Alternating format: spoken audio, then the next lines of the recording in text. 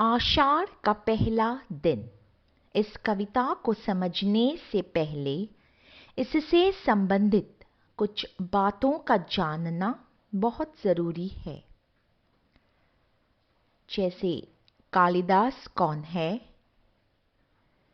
इनका शीर्षक के साथ क्या संबंध है और चातक क्या है।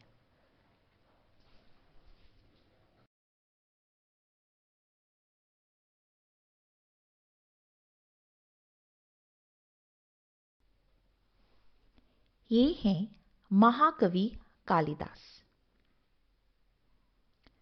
कालिदास संस्कृत भाषा के महान कवि और नाटककार थे। उन्होंने भारत की पौराणिक कथाओं और दर्शन को आधार बनाकर रचनाएं की और उनकी रचनाओं में भारतीय जीवन और दर्शन के विविध रूप और मूल तत्व निरूपित हैं। उन्हीं रचनाओं में से एक है मेघदूत। मेघदूत महाकवि कालिदास द्वारा रचित विख्यात नाट्य काव्य है।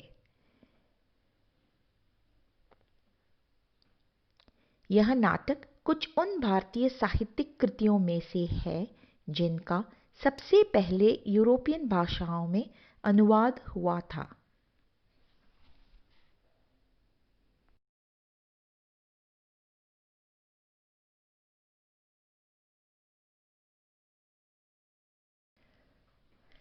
संक्षेप में मेघदूत की कथा कुछ इस प्रकार है।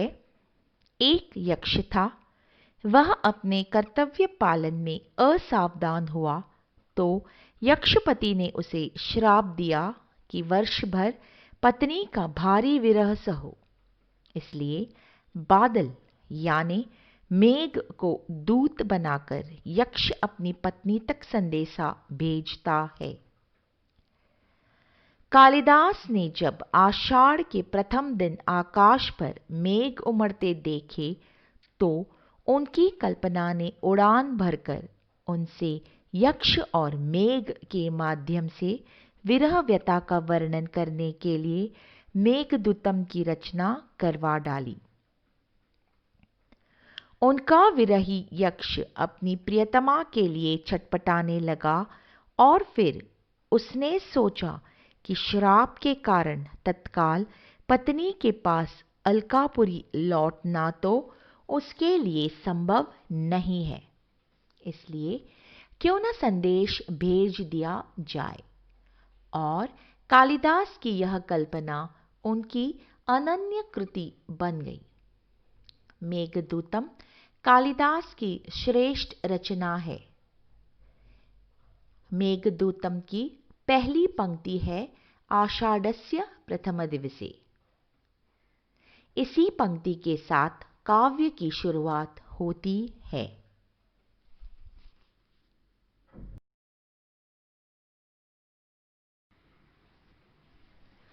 दूसरी अहम बात यह है कि भारतीय साहित्य के अन्य महत्वपूर्ण कवि कालिदास को पूज्य मानते हैं।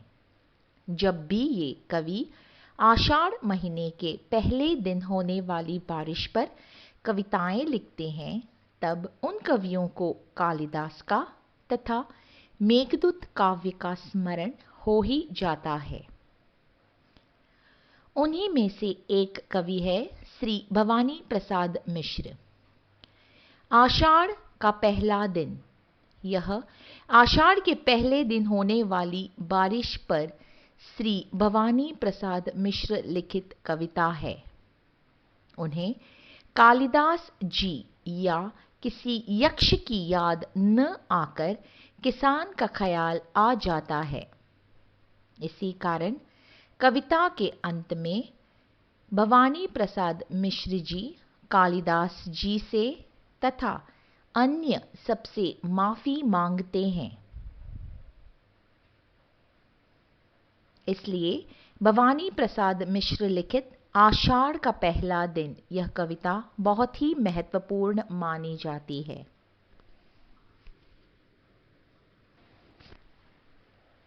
इस कविता में कवि ने किसान की तुलना चातक पक्षी से की है।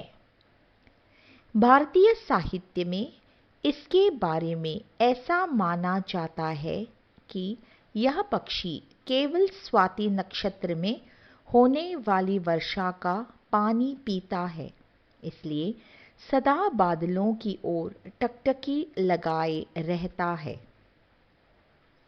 उसी तरह किसान भी हल चलाने के बाद बीज बोकर आषाढ़ में काले बादलों का इंतजार वर्षा होने के लिए करता है। चातक पक्षी को मेकवा या पपीहा भी कहा जाता है।